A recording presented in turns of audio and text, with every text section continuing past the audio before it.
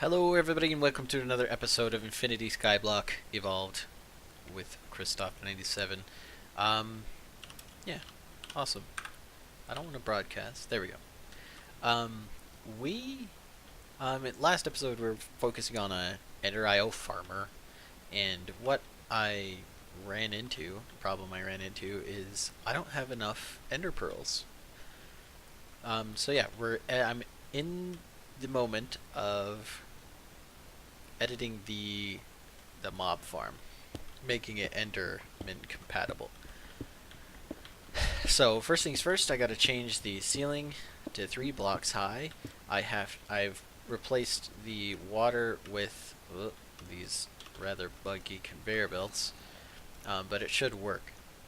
For example, if a zombie decides to fall in these, just like the water, it'll push them down the hole. So it'll work. Um, yeah, the upper layer is already done. I just gotta go ahead and get these done. Also, there's one other side I need to put the conveyor belts on. There we go. So we'll just do that.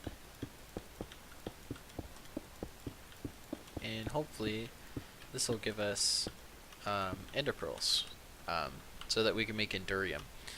Endurium is used in a lot of recipes in this mod pack, namely ones to make item ducts and item conduit from Ender IO, and that conduit is seriously the best stuff in the game, so we're gonna be working towards that. And it's just gonna help to further the automation process. And there are actually a lot of things I want to get automated, and so having the Endurium to do that is going to be really nice.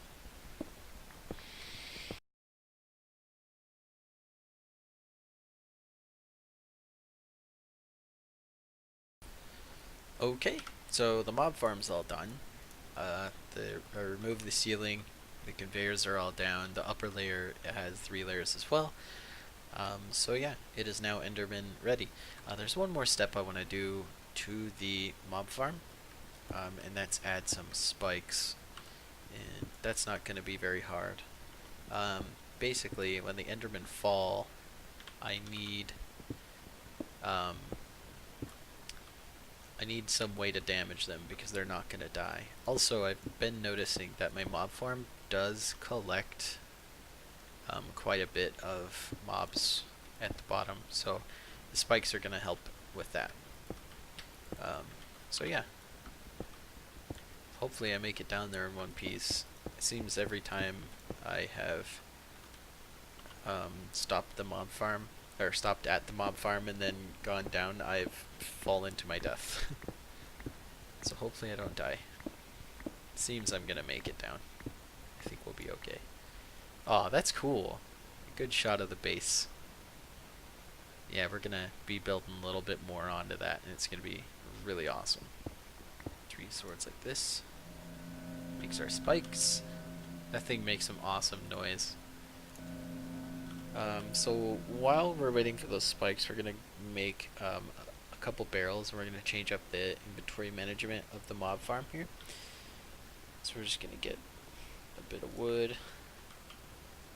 Also, it's probably time to change out the barrel on the power plant. Yeah, it was definitely time.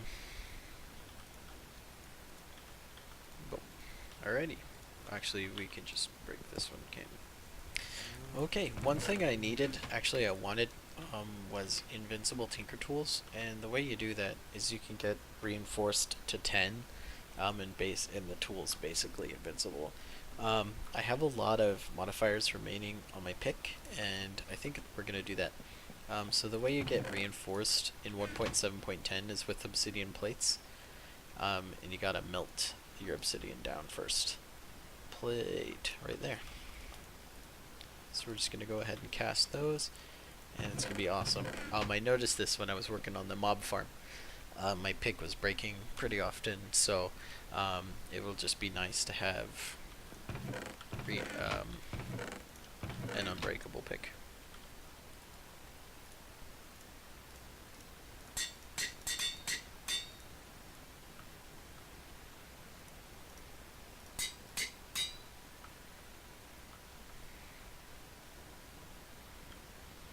Alright, cool. So we got all the way up to reinforced 6, which is pretty high. I need to get to 10, but I don't have enough modifiers on my pick yet to do that. I'm still working on swords, so it's gonna take me a little second here.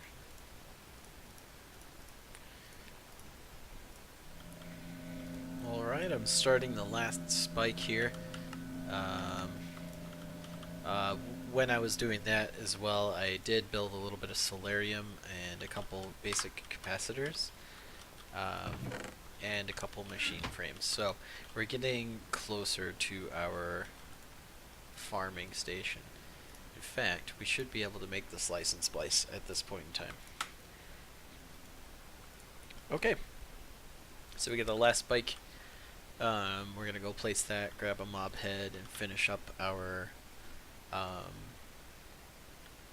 slice and splice so that we have it. And then we're gonna make the farming station after that. We're gonna grab all of our zombie heads while we're over here too. Okay, so this part scares me a little bit because we have so many mobs down here. Looks like we can attack them from this corner, so we'll just get rid of them here. Oh.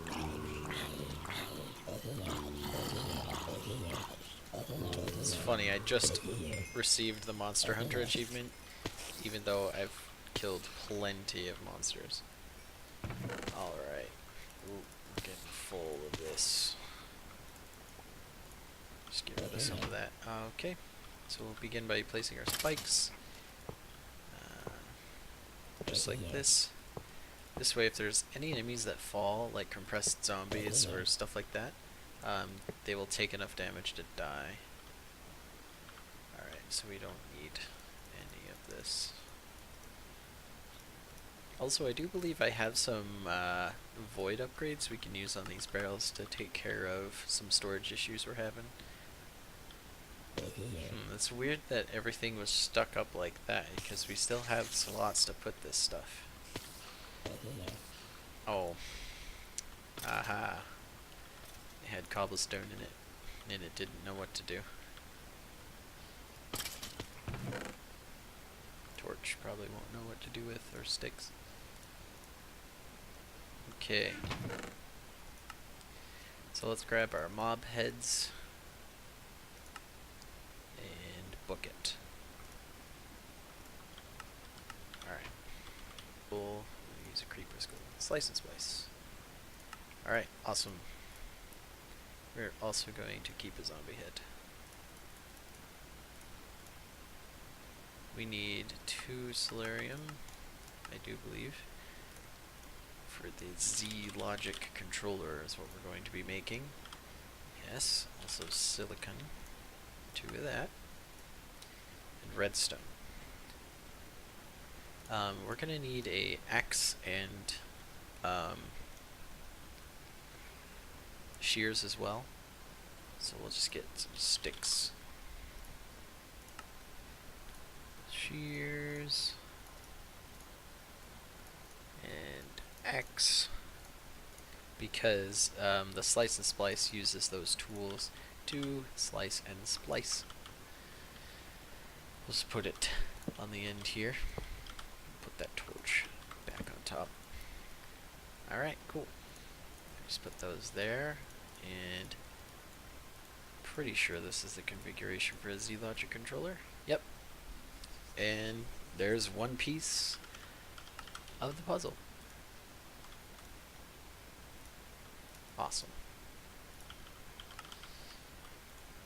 There we go. Z-Logic controller. What else do we need for the farming station? So we got the Z-Logic controller and the pulsating crystals. Diamantine. Oh, that's easy. So getting the electron tubes are easy for that. The pulsating iron nuggets. Pulsating iron you make in the alloy smelter with ender pearls and iron. I have a few ender pearls, so we could get that now. But hopefully our mob farm is working very well. So yeah, we should have everything for this as well. So let's go ahead. Oops. Request materials for that. Awesome. Electrical steel we have. We need 4 of that. 4. these pulsating crystals will make ender. I think we're only going to be needing one ender pearl, so we'll get that. We need some signalum. We'll only need one of that. And the diamantine tubes. The reason why I paused is because the farming, just like the slice and splice, uses the hoe as a tool. So it takes durability away. That's why I didn't want to craft a diamond hoe. So craft that. And craft this. What are we missing? Oh. Boom. We got our farming station. Yes.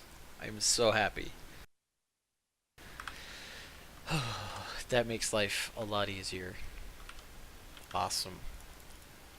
So now I have another problem, a different problem.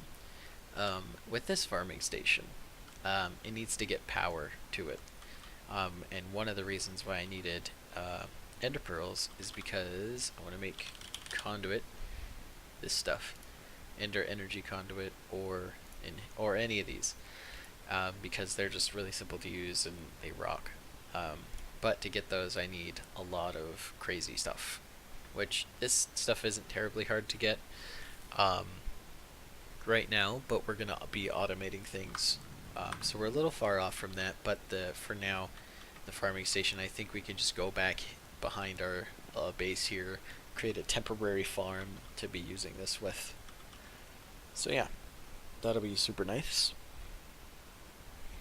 So let's go check on how the mob farm's doing, and just make sure that it's dropping some ender pearls. Alright. Well, I can't tell yet. Ender pearl. There's one. Right on. So, let's see here.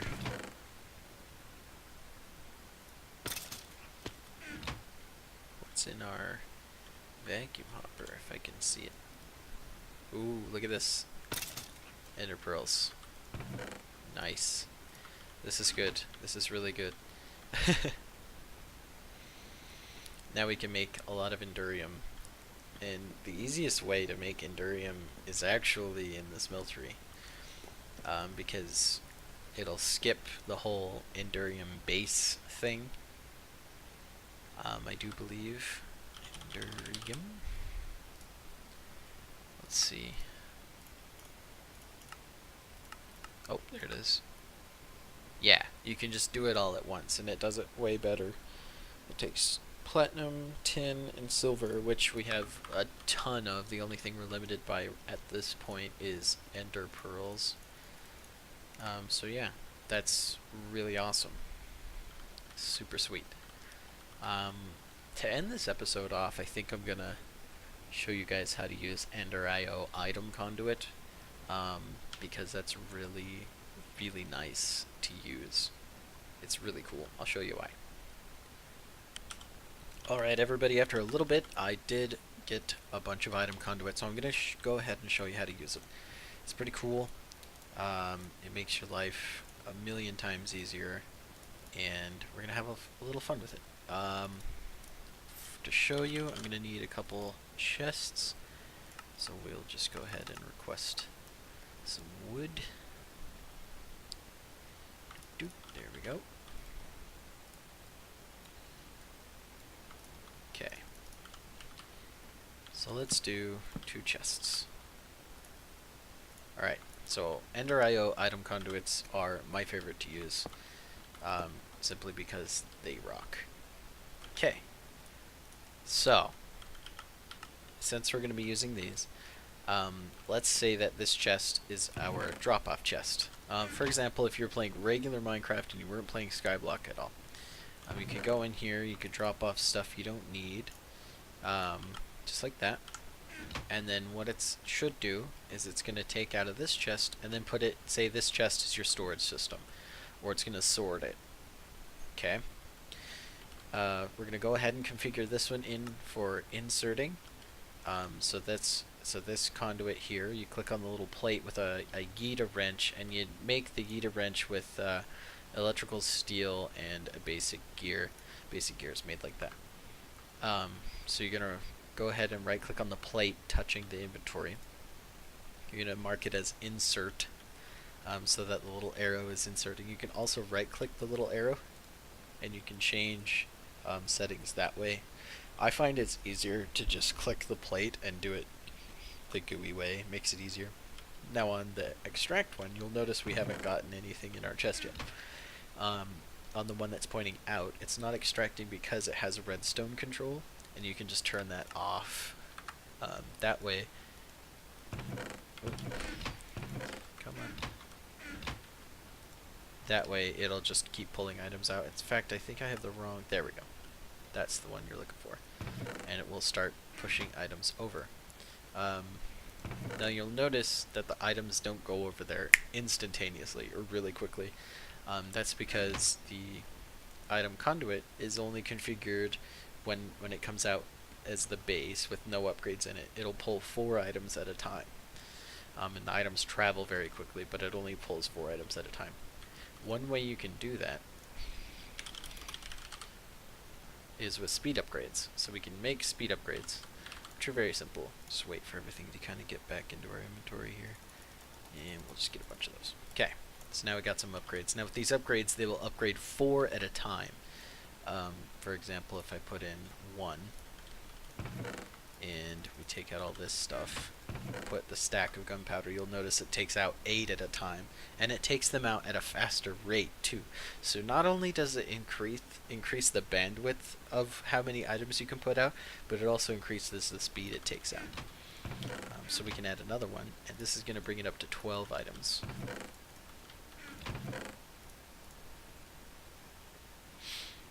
There we go. And then this is going to be 16, which it's only going to tick 4 times. 1, 2, 3, 4, and it's done. Now this is kind of where I like to keep them, is at with the 3 upgrades, because you really don't need any more upgrades, simply because that's really quick. You're never going to use like more than that. It's pretty quick. Unless, of course, you're moving like some crazy amount of items. Like if you're moving your cobble gen around and you're making compressed cobble, you'll want to max out the upgrades, just because it's nicer that way. So yeah, pretty cool. Oh, and you can put the upgrades in the extract one, or you can place. You can't put the speed upgrades in the insert one, but you can put filters and stuff like that for sorting. I guess I could show you that now. I think a filter is pretty easy to make. Yeah. Alright, so to make that item filter, you're going to need a hopper. Oop. So we'll make a hopper first. And then you'll need paper around it. Like that. Awesome. Okay, we got our item filter. Oh, I need another chest. I also want to show you how priority works. It's super easy.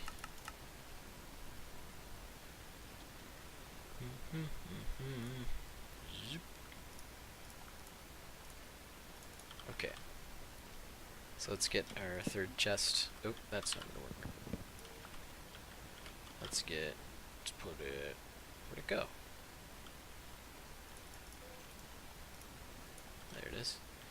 Let's put it right here. Okay, so we have a 3rd spot. And let's just say we want to make it an insert one as well. Just because it's part of our storage. But this one, let's say it only holds iron. It's only going to hold iron. And we don't want iron to go to our main network. So we can do this. We're going to take a wrench, hit the connector. I don't think you actually need a wrench to touch the connector, but you do to mess with the wire. So here's our connector. We could slap our filter in there, and then we could say, okay, put iron here, and the whitelist means it will only put iron in that chest. So awesome. So we'll go ahead and put everything in there. And as you can see, even though we set this to iron, some iron got put in this chest. Well, crap. Well, that's no good. We don't want that. We want iron to go in this chest. So the way you can fix that, let's take all this out again. The way you can fix that is by setting priority on these pads. The pad or the connection with the highest priority will be touched first by the extractor. So you're just going to go ahead, and we're going to change this priority to 1 so that it's higher than the priority of 0 that our system has, and we're going to put it into this chest. So we're going to go ahead and add all this goods back in there, and all of our iron should show up in here. And there it is, because priority. Awesome. Now, for example, let's go set. Let's make another chest here.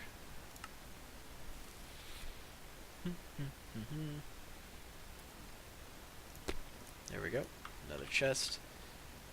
Put it right there. And if we, let's turn this to insertion mode, set this to priority 2, this will happen.